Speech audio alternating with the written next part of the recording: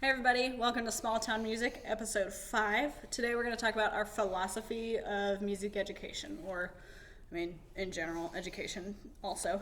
Alright, so first up, what is kind of our current philosophy of education that we have? Yeah, so every teacher is going to have their own, and it's just kind of your driving force. And so, whenever I think about right now, what is my philosophy of music education? Why do I do what I do? It's because my goal is to create lifelong musicians. I'm not interested necessarily in getting kids that are going to be the next pop star or the next, great symphony member. My goal is to have kids who love music and will continue to love music and will continue to make music throughout their life. And I teach, and so that's why we sing, that's why we experience music, and then I teach them what I call like the musical customs when I think about like our notation and how our music works, is so that not only can they make music on their own, but they will also be able to get together with other musicians and create their own music. Yeah, absolutely. I would echo the same, that, our philosophies are pretty aligned and about the same. I was just telling my 6th grade beginning band, which by the way, yes, we are recording in my current band room. We're in like this little corner with the ukuleles. I don't know, I thought it was a nice backdrop, but just change of scenery today.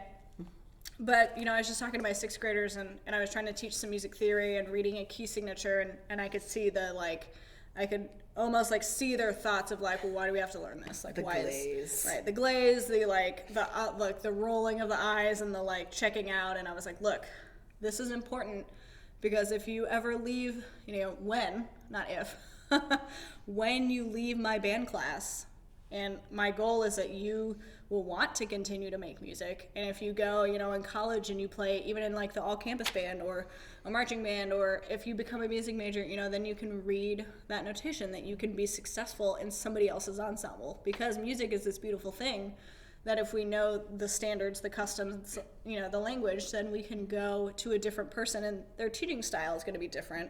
Their leadership style is going to be different, but the music remains the same. That like you're gonna play the same notes regardless, and that maybe they want to form their own ensemble, or maybe for me, like my husband is not a music major and he's an engineer, but he is a phenomenal musician because he took the time in his school ensemble classes and he was taught well enough that he is now leading our praise band at our church, and he is a really good leader and has a really good ear and has all these musical skills that he gained from his formative years in education. Yeah, another goal that's really developed over the years is, as I've seen how much of consumers of music we've become. Our culture has become so much of, you are a musician, I am not. I'm going to sit and enjoy you making music, but I'm not good enough to make music, or I'm not comfortable making music myself. And so one of my big soapboxes, and what has become a big piece of my philosophy, is that everyone is comfortable singing. Everyone is comfortable making music. Whether or not they are the most amazing singer or not, the fact that they can love to sing and they can feel free to be part of that. And that even goes back to the foundation of why public, why we have curricular music education, of why Lowell Mason, 200 something years ago, they're looking at their church congregation and they're like, oh, these people cannot sing and it is bad, and where do we start? So then the singing school started, and then they were like, wait, if we integrate this into schools, then everybody will learn to sing, just like everyone learns to read and write, and on and on and on, and then we can teach everyone to do this wonderful activity. And I think that's really important. All right. So I think for me, there's definitely like the academic side of it. Like, I want you to know all that you can know about music, about the history, about the theory, about how to read it, how to write it, how to perform it. But then it's like that really emotional side. And I was just thinking this week that like I have, every third 9 weeks, it's like seasonal depression, I think. And it's just it's a rough time of year. My life is filled with basketball games, with trying to prep for contest and band festival, all these things that I'm going to be judged at, where people are going to see me and judge me and look at how small my band is, or look at what I'm lacking and tell me what I'm lacking. And so I always get really upset about this time of year. Just like, I just feel really not great at my job. And then I had one of my students who can't really play every note on her instrument, is not going to be a music major, is not going to be on, go to be a soloist and this amazing performing musician, but she loves band, and she wrote me a note and she told me how much band means to her. And that's a big reason why I do it. Like, I want my ensembles to succeed, and I want them to sound good, and I want them to play really, phenomenal music, and I would love to win contests and get trophies and medals. But really, it's for those kids that, like, I can count, I can look through all three of my beginning, middle school, and high school band, all three of those ensembles, and I can look and, like, there are so many kids that are in such need of that emotional enrichment and a place to belong, that, like, they do not fit on the basketball team, they do not fit on the academic side of things, they do not fit in with the popular kids, the cheerleaders, the soccer team, name whatever sport or whatever club is the most popular at your school, but band is a home for them. And I think that's really important, that we create this culture and this place for these kids that, I may have 17 kids in my high school band, but those 17 kids are doing it and they have a place. Yeah, I have my classroom procedures on my wall, and I posted that on our Instagram a couple weeks ago. And my favorite one that I have is actually the last one that's listed, and it says, it's okay to make a mistake. It's not okay to make mistakes on purpose. And especially like with my middle school kids, where they're so self-conscious and they're so just awkward, and I don't want to sing because someone's going to hear me and they might make fun of me. And I'm like, guys, I will never, this is a safe place. Like, I will never yell at you or laugh at you because your voice cracked, or because you sang a wrong note or came in the wrong place. We'll say, whoops, all right, let's try it again. and we'll try it until you get it. Not gonna lie, when a clarinet or a saxophone squeaks, it's still pretty funny to me. Especially in those really beautiful lyrical passages. Anyway, but again, it's the same thing in band. Like, as long as you're trying, I'm not gonna make fun of you. I have so many kids that, like, they cannot play their notes very well, but I just ask that they try. And I'm like, look, if you're trying, if we get a little bit better every day, even if it's like, we can now play 2 measures of this music instead of 1 measure, then, like, you know what? We're doing it. And we're doing what I want you to do. Yep, we're going to grow, and we're going to be as excellent as we can. Absolutely. Yeah, so another important thing is that, like, your philosophy is going to change, especially, I remember auditioning and preparing for college, going to IU. Both of us had to sit down on the day of we had, like, the music ed interview, and I don't know, I think, there are schools that do that, maybe there aren't, or they ask you this question on day 1 or something, but for us, we had to write essentially, like, why are we doing this? Why do you want to be a teacher? Kind of a very basic educational philosophy. And I had no idea. Like, I'm sure I could pull that out and read it and just laugh at myself of, like, I'm going to change the world. And, like, not that that's impossible, but, like, from there, and then, towards the end of one of my classes, I know I had to write an educational philosophy, and I put that in, I think, my binder that I would show, like, here's some important information about me, or, I think some job interviews asked for that, and that was a very academic, like, we're gonna learn our notes, and we're gonna do this, and we're gonna, like, we're gonna be the best ensemble, and we're gonna, all these things. And even, like, pre-COVID, my philosophy versus now is also different. So kind of like, I think for me, it's looking at the needs of my ensemble from year to year, the needs of the community that I live in, and how to lift up our school community and our community, And I think from college, I have a very ivory tower view of the world, and then I started teaching my job, and I was like, oh, these kids don't need to win state. These kids need a good teacher that cares about them and wants to teach them well. And I think a big thing that has changed for me is I don't necessarily want 100 kids in band if those 100 kids aren't going to be in it.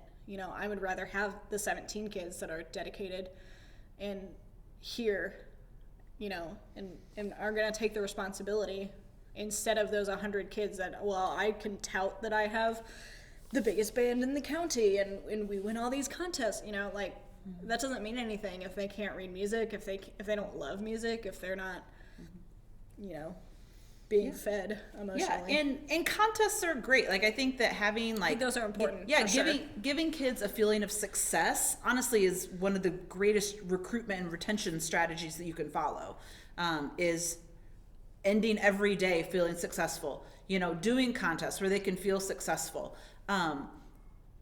But that being said, if they're not, but don't set them up to fail just Right. because you have some great idea of what, and I think that's also how mine has changed too, is Yeah. that, you know, I used to think I'm gonna, you know, we're gonna perform these pieces and we're gonna be doing we're gonna be doing this level of work. And I think what I've learned is it's much more about serving the kids. And, you know, 15 years in,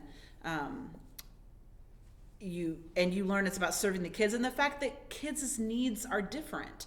Each group of kids, I mean, as my kids have grown and graduated, new kids have come in, they have different needs, they have different strengths, they have different interests. And so I think a great teacher does change, you know, what, you know, their strategies and change the things that you do. And sometimes, you know, you have a group of kids that are really driven to do the contests and do the tough music. And sometimes you have kids who are really emotional and really want to connect that way. And so I think it's just serving your kids to love music, to be comfortable making music, not only with a group, but on their own, that they can continue doing that for the rest of their life. Yeah, I mean, my middle school band right now is really hopping, and they're doing a great job. So they are excited to go to contests, and I bribed them with dyeing my hair, which is actually, I really like it. And I started that last year, and that was a really fun thing, especially like COVID band, and we had to record, and we had like one in-person concert, so it was like I got to dye my hair, and that was like they were super excited because I got to pick the color. And then high school band didn't do as well, but that's okay. But again, like I'm kind of feeding off of that like there's some really good players, and we have, you know, the right kids that like, yeah, we're gonna go to contests and hopefully we're gonna kick some butt at contests. But my high school band, like, it's split in half right now, with half of them only getting 20 minutes of band maybe a day, you know, if they decide to practice or if they have club meetings or something. And the other half comes in and does the best that they can, but with so many missing parts. Like I asked them, I was like, look, what do you guys think? I want to know if you want to go to contests. And they were like, please don't make us. Like, we're just going to make fools of ourselves. And I was like, you know what? That's sad. And I'm sorry that this is happening right now, but like, good for you for recognizing that. Yeah. And so let's find something that we can feel Right. successful at. Right. You know, Absolutely. to end things well. So, kind of jumping off of that is now like how and why should you create your own philosophy of education? And that was a question, let me double check, on our Instagram, because we kind of posted and just asked, you know, what questions, who are like, you know, 7 followers. They're very loyal. I like them. Follow us on Instagram. Small.town music. Okay, so the Singer Boy on Instagram said, often people paint the philosophy of education as a kind of pointless endeavor. To what extent might that be true or false? So I think how it's true or false depends on how relevant it is to you and how much you let it drive your day to day. And I think the reason why we decided to do this is because a couple weeks ago I kind of had a bit of a, I don't know, revelation, but it just really came to my mind that I was like, you know, like she said, you know, this time of year is rough, you know, it's cold, we're all just kind of down and busy, it's, you know, and you can't help but sometimes ask, like, why do I do this? like, am I doing anything? Why do I do this? Like, what's even the point of doing all Yeah, this? legislation is really super awesome. Right. And so I really got to thinking, I was like, you know, what is the really big picture? The really big picture of why is what I do important? And that's when I really came down to, you know, creating lifelong musicians, people who are comfortable making music and people who love making music, and then also teaching them the notation and the musical customs and the musical culture that they need then to be able to join their church praise band or to jump in with friends and create an ensemble or, I mean, or whatever. I have former band kids all the time that are teachers currently that haven't played an instrument in 30 years, and they're like, man, I really wish I stuck with it because I forgot how to play and I'm really uncomfortable playing now. You know, and so creating that philosophy, and maybe yours isn't what ours is, and that's fine. But whatever it is then what can drive you. What can keep you motivated towards, towards whatever goal it is that you have for your kids and for your ensemble. I think it's what drives your choices whenever you're choosing the music. Is your goal that you're going to have kids that play, high tier difficulty music? Is it your goal to have kids who, go to statewide contests and succeed, who travel and tour? Or is it your goal to stay closer to home? And all those things will drive your decision making in your teaching and your mannerisms and your procedures and your rehearsals and so much. So I think it is really important to know within yourself. And if you haven't thought about it since college, you should think about it. Even if college was last year, you should think about it. Right, because now that you're in a classroom, you know that it's different. And I think even like day to day, week to week, sometimes I'm like, okay, I focused really hard on these kids like learning their scale, and like that is an important thing that they need to do, but these kids are not with it. So like, what do I need to do to change that? Like what's going to serve them this week? Like, we've just had, it's a jungle out there teaching this year, and it's like more so than, I've only taught 6 years, and I'm sure Laura could attest to this, but I feel like it's been, COVID teaching has been like the craziest teaching, and just like the amount of like, what is this? Anything goes. Right. It's just like, there's like kids on drugs in the hallway, there's fights breaking out so much that they have to take the bathroom doors off, there's all just like crazy. So the kids are just amped. and so it's kind of like, how do we feed off that? How do we tamp that down if we need to, okay, sitting and learning scales or talking about music theory is not going to make their day better, especially if like it's been a tough day or they've had a lot of stuff go down, So yeah, so I guess, so to answer the question, a philosophy of music education can be a waste of time if it's not relevant to you and your teaching. And I think it doesn't have to be this like crazy academic, heavily researched thing. Like, just sit down and figure out like, why are you doing this for your students? Mm-hmm. And if the answer is, I need a paycheck, there are other ways to get bigger paychecks. Yeah. If that's what you're here for. And I understand, like, don't get me wrong. It can feel like, especially like, I have a degree in music ed, so what the heck else can I do? I think there's a lot more. But, just it's really good to just reflect on that. And maybe the dark times aren't the best time, because then you're going to sit there and be like, well, why? I'm so tired. Yeah. But especially like maybe at the end of the school year, after a really good concert, after, a really good day, just sit down and think, okay, what am I doing here and why? Like, why? Why?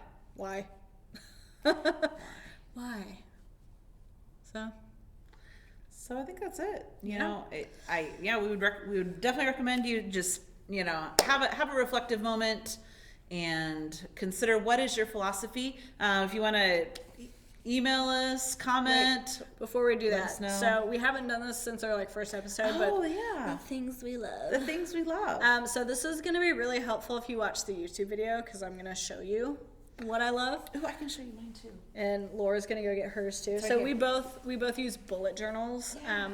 I am not super artsy with it, so if you Google it or look up Pinterest, bullet journals, you're going to see some really intense things. Yeah. Mine is very basic. I do these were my wedding colors, so that makes me happy that it's it reminds me of my wedding day. So it's my bullet journal, and it's I like the hardcover. And then this one came with if found, please return, and then all this stuff, and it has fun stuff. And so I've got the index, which is helpful. And then I like to keep a mood tracker, because one, it helps me reflect on my day, and then it also is okay, here I was real stressed out. Or hey, I've had some good days, or I was real exhausted. And if that pattern continues, then why? I do my month at a glance, and then I like the boxes for every 2 pages is about a week. So then I started splitting it up into morning and afternoon of what I need to do. And so I write my list of during school, after school, what needs to happen. And then I can plan my week out and oh, I gotta do this. Oh, I should do this then. And especially with my master's degree, that's really helpful. And then I even I will go back the day before and write just a sentence about like, oh, today I had a really nice dinner with my friend, or like, oh, it was really nice that I got to take a bubble bath last night. I don't know, just something that I want to remember about the day before. And then I keep just like random lists of things and like meetings, and it's just helpful. I just really like it. It's nice to write things down. Yeah, so mine's pretty similar. She writes a lot more in hers than I do, just because I don't know, it just doesn't come up. One thing that I do is I have I'm really terrible with birthdays and anniversaries, but I want to be better. So I have kind of a year of like the birthdays and anniversaries that I want to remember. I also do the month at a glance, and then like my to-do lists, and just all the things that are happening. Sometimes I'll have like, this is like a Bible verse that popped out at me, or I'm taking notes and I just like randomly take notes. One thing that I would recommend is just look up like how to get started. It's really, really simple. It does not have to be artsy. It can be, if you're a creative person, it can be a great creative outlet. If you're not, it's okay. But what is really amazing to me with this is that I can keep all of my information in one place. I used to be the queen of Post-its. I still love Post-its, but I mean, I would have Post-its like all like lining my desk of reminders, of lists, of all different things. And now I can put all the lists and all the reminders in one book that's always with me. And so big really nice. fans of bullet journals. So just look it up, Google it. Rive, R-Y-V-E. I think I got it on Etsy. Yeah, I was a staunch Loic Term 1917 advocate. This one is a jumping fox, which I got off Amazon, and it might be nicer. I will say though, I am a big fan. Is yours dot? Yeah. It's the dot grid instead of the lines. Yeah. Gives you a lot more flexibility in what you want to do. So Yep, the dots help. whatever you get, I would definitely recommend getting a dot, hardback, journal, and just get started. And it's super helpful for organizing your teacher life. Yeah, and we'll put some pictures of it on our Instagram, which is small.townmusic. And then you can also email us at smalltownmusicpodcast@gmail.com, all one word. And you can find us on TikTok at smalltownmusic. I mean, just small town music. And then Yeah, and our YouTube, if you're listening to the Small Town podcast. Music. Yep. And then the podcast, Small Town Music. So just search Small Town Music and you'll find us, hopefully. Awesome. Well, hey, enjoy your weekend. Or your week if you're listening on Monday when we'll post it. Look forward to that weekend. All right. Thank you.